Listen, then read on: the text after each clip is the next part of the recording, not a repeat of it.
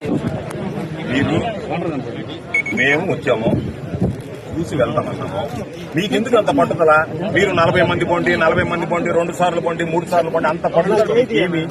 మేము పోతే మమ్మల్ని పోనీరు మీరు. ఎందుకంటే వాయిస్ బయటకు పోకూడదు, అందరు పోయి చూడకూడదు. ఏదో 20 మంది చూసి రావాలా?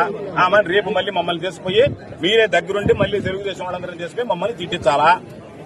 అంతే కదా మీ ప్లాన్ ఆఫ్ యాక్షన్? మాకు అర్థమవుతుంది కదా.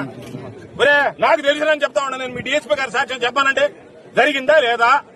మేము పోయిన దగ్గర మమ్మల్ని ఆపేసి నేల మీద కూర్చోబెట్టి అరెస్ట్ చేసి పోలీస్ స్టేషన్ లో వేసి తెల్లవారు 200 మందిని తీసుకొని పోలీస్ దగ్గర చూపించిందా లేదా? ఇది రేపు ఎందుకు జరగదు ఇక్కడ? ఆ రోజు జరిగింది, ఈ రోజు జరగదని గ్యారంటీ ఉంది. పని మీరు చెప్తారా? రాసిస్తారా?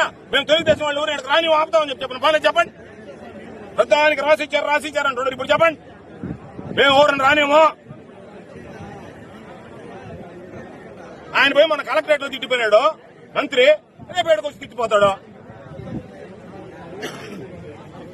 మీరు ల్యాండ్ ఆర్డర్ చేయాలని ఆలోచన చేయడం లేదండి.